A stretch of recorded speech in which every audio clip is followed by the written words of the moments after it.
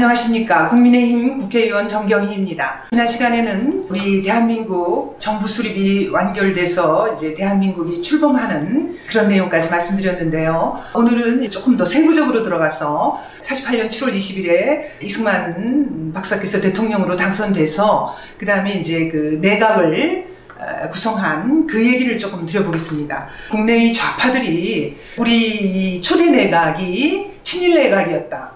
그러면서 이제 북한은 마치 친일파를 청산한 그런 민족 정기가 살아있는 그러한 정권이다. 이제 이런 식으로 대한민국 깎아내리고 북한 무조건 감싸는 그런 그 주장들을 하고 있어요. 그래서 이제 그것에 대해서 조금 오늘은 말씀드려볼까 합니다.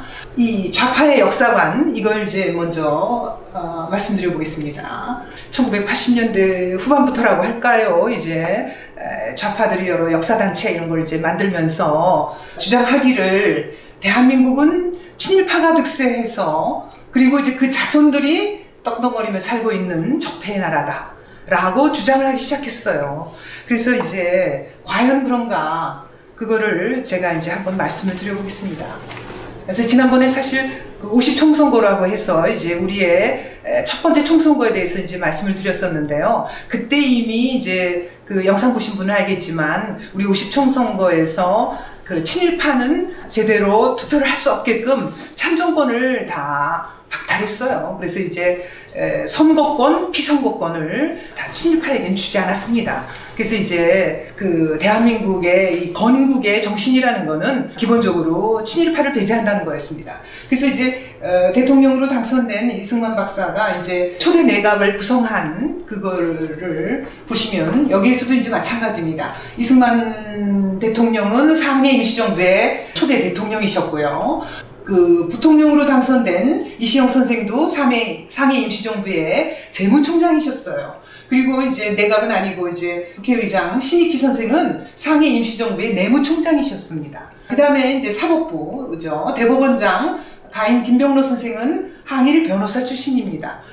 그리고 이 김병로 선생은 지금 우리 당 국민의힘의 김종인 비상대책위원장님의 할아버지세요. 그리고 그 다음에 국무총리로 이제 철기 이범석 장군이 지명이 됐는데 광복군 참모장을 지내신 분이죠. 그리고 외무장관 장택상 선생은 일제시대 청구구락부 사건으로 투옥되었던 분. 그래서 이제 이 구락부라는 게 우리 영어의 클럽을 이제 구락부라고 발음을 한 건데요. 그 일제 단체 같은 거죠. 그래서 이제 청구구락부 사건, 그 다음에 내무부 장관 윤치영은 흥업구락부 사건으로 다 투옥된 분들이에요. 그 다음에 재무장관 김도연도 28 독립선언이라 해서 우리가 3.1 독립선언에 앞서서 있었던 독립선언이죠. 그것으로 투옥되신 분이었고, 법무장관 이인 선생도 항일 변호사 출신입니다. 그 다음에 이제 국방장관 이범석 선생은 국무총리 이범석이 겸임한 것이고요. 그 다음에 문교장관 안호상 선생은 유명한 철학 교수시죠. 독일에서 박사학위 받으신 분이고 항일 교육을 하신 분이에요. 그 다음에 농림장관 조부모함 선생은 항일 이력이 없습니다만 이제 그리고 공산당이었다가 공식적으로 전향하신 분인데 이승만 대통령이 왜 이 조봉암 선생을 농림장관으로 했느냐 하면은 나중에 이제 농지개혁을 하시기 위해서 농림장관으로 임명하신 거예요. 그 다음에 상공장관 여성이시죠. 이명신 선생은 독립운동가로서 교육가시던 분이고, 사회장관 전진환 선생은 일제시대 노동운동을 했던 분이고, 교통장관 민희식 선생도 교통전문가로서 미국에서 항일운동 하시던 분이고, 최신장관 윤석구 선생도 교육사회운동가로서 활약하신 분이고요. 그 다음에 무임소 장관이 두 분 계셨습니다. 이청천 선생은 뭐 명성 다 알다시피 광복군 총사령관이셨고, 그 다음에 이윤영 무임소 장관도 조만식 선생의 제자로서 북한에서 항일 목사로 목회운동을 하시는 분이었습니다. 그리고 이제 물론 내각은 아니고 국회 부의장 두 분이 계셨는데, 김동원 부의장은 수양동호회 사건으로 투옥된 독립운동가였고요. 국회 부의장 김학수 선생은 사회주의 독립운동가셨죠. 그래서 지금 이 보신 그 명단 여기서 보시면은 누가 그렇게 책에서 써놓으셨더라고요. 우리 이승만 초대 내각에서 보면 빵잡이만 4명이다. 그러니까 이제 감옥에 갔다 온 분들, 장택상 선생, 윤치영, 김도연 선생님 투옥됐었다라는 거죠. 그 다음에 이제 여기서 또 국회 부의장 김동원, 이제 물론 내각은 아닙니다만 우리의 그 초대 정부를 구성했던 분들이 이렇게 이제 항일운동을 한 분들로 다 돼 있었다는 거예요. 그런데 이제 여기에 대고 무슨 친일 내각이니 이런 완전히 거짓으로 주장을 하는 사람들이 있다라는 겁니다. 이게 이제 그 초대 내각의 구성원들이 이제 모여서 사진 찍으신 건데, 이제 여름이라서 주로 하얀 양복 입고 이제 찍으셨네요. 그러면 북한은 어떠냐? 정말 그 좌파들이 주장하는 것처럼 북한이 뭐 친일파를 철저히 청산했느냐? 그걸 좀 얘기를 해봐야겠어요. 자, 이게 이제 북한이 뭐라고 주장하는 거 하냐면요. 자기네들이 해방 후에 친일파를 철저히 청산했다. 그래서 민족 종기를 회복했기 때문에 우리 민족사의 정통성이 남한이 아닌 북한의 자신들에게 있다라고 주장을 하는 거예요. 그래서 정말 민족사의 정통성이 자신들에게 있느냐? 북한의 친일 청산을 그럼 정말 제대로 했느냐? 이걸 한번 알아봅시다. 자, 김일성이라는 사람이 어떤 사람입니까? 소련의 88여단 대위로 있다가 급작스럽게 귀국하게 된 거 아니에요. 그래서 이제 김일성은 어떤 인물이냐면 소련의 스탈린이 리들 스탈린이라고 해서 북한의 공산 체제를 세우기 위해서 점 찍어가지고 데려온 사람이에요. 북한에서 활동한 게 아니기 때문에 이제 국내에 기반이 전혀 없었던 거죠. 그래서 김일성은 친일 청산을 하려야 할 수가 없는 그런 조건이었던 거예요. 그래서 이제 자기가 공산주의 정권을 수립을 해야 되는데 그것에 맞춰서 하는 거죠. 어떻게 하느냐? 반공산주의 세력. 그 다음에 이제 예를 들면은 뭐 우리 조만식 선생 같이 북한 지역에서 민족주의 세력이 있는데 이 반공 세력이나 민족주의 세력을 탄압하기 위한 목적으로 친일 청산이라는 칼을 휘두르는 거죠. 그리고 이제 공산주의 체제를 만들려면은 모든 걸 이제 국가가 다 소유해야 되기 때문에 재산을 가진 사람 이런 것부터 이제 재산을 빼앗는 수단으로 친일 청산이라는 걸 썼습니다. 그래서 이제 가장 대표적인 사례가 조만식 선생을 친일이라는 프레임을 씌워서 연금하는 거예요. 그래서 이제 뭐라고 했느냐면은 일제가 항복하기 직전에 조만식 선생을 석방을 했는데 그게 일본 첩자였기 때문이다 라는 거짓말을 이제 퍼뜨리는 거죠. 그렇게 해서 조만식 선생을 친일파로 몰아서 연금했던 겁니다. 그러니까 정적을 제거하는 수단이기도 했어요. 반면에 자기네 공산 정권 수립에 협력하는 사람들, 이 사람들은 실제로 친일을 했어도 과거를 묻지 않았어요. 그러니까 조만식 선생 같은 사람한테는 거꾸로 친일을 했다고 뒤집어 씌우고, 실제로 정말 친일을 한 사람은 자기네 편이면은 과거를 묻지 않았던 거죠. 그래서 실제로 이게 이제 법령으로 나타나 있어요. 어떻게 나타나 있냐면은 북조선 임시위원회라는 게 만들어졌지 않습니까? 이게 해방 후에 6개월 만에 만들어진 46년 2월에 지난번 보신 분은 인민위원회는 우리의 정부다라는 플래카드 보셨을 거예요. 그게 46년 2월 8일이거든요.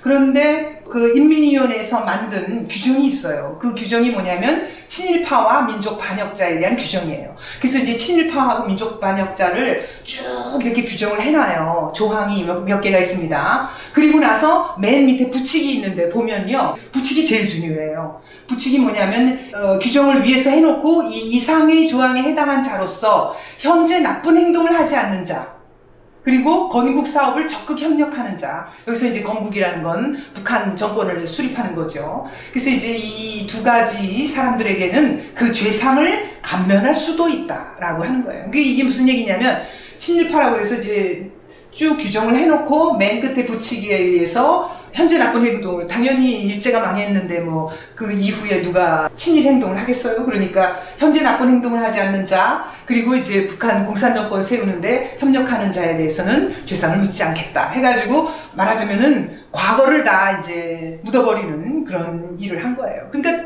친일 청산이 되긴 뭐가 됩니까? 그래서 전혀 친일 청산이 안 됐다라는 걸 북한의 김일성 초대 내각을 보면 알 수 있어요. 그래서 제일 먼저 이제 김용주가 나오죠. 이 김용주는 누구냐? 김일성 동생이에요. 근데 이름이 왜 이렇게 다르냐? 왜냐하면은 김일성이 원래 이름이 무슨 세 가지인가 네 가지인가 있다라는 연구 결과가 나와 있지 않습니까? 그래서 김일성은 그때 항일 운동으로 유명한 김일성 장군의 이름을 가져다 썼을 뿐이지 원래 본명은 김성주라는 거 아닙니까? 그래서 이제 중국 땅에서 활동할 때는 또 진지첸이라는 이름도 썼다가 그래서 뭐 여러 개의 이름을 쓴 걸로 돼 있어요. 그래서 이제 김성주라서 동생은 김영주인 거죠.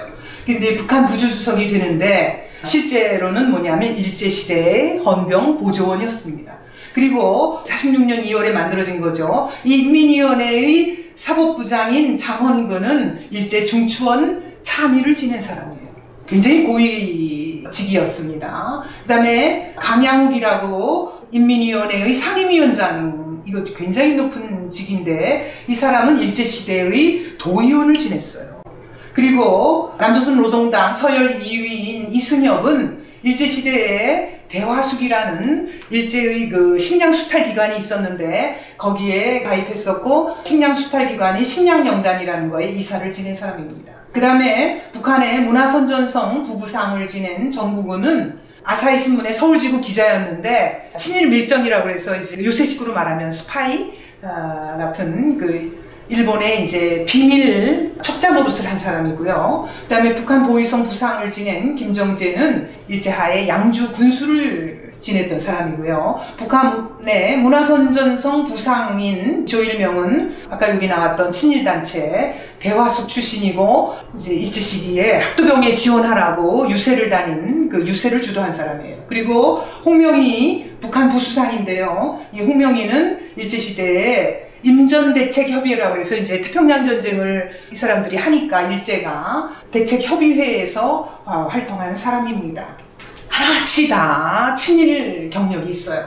그 다음에 이제 북한의 군대, 인민군의 공군사령관, 구사단장, 그 다음에 기술부사단장을 지낸 이 세 사람의 인물은 다 똑같이 일제가 만들었던 나고야 항공학교라는 게 있는데 셋 다 거기 출신이에요. 그 다음에 그 일제의 친일단체인 그 예술인 총연맹 회원을 지낸 최승희라는 무용가가 있죠. 이 예술인까지도 일제하 친일단체에서 활동했던 사람이다. 그 다음에 이제 김달삼은 누구냐면 그 제주 4.3 사건 주동한 인물인데 제주에서 그 황해도 해주로 도망갔죠. 그랬는데 일제 일본군 소위를 지낸 사람이에요. 그 다음에 북한 노동신문의 창간 발기인과 편집부장을 지낸 박파량은 일제시대의 친일기관지 만선일보라는 게 있었는데 그거의 편집부장하고 문화부장을 역임한 사람입니다.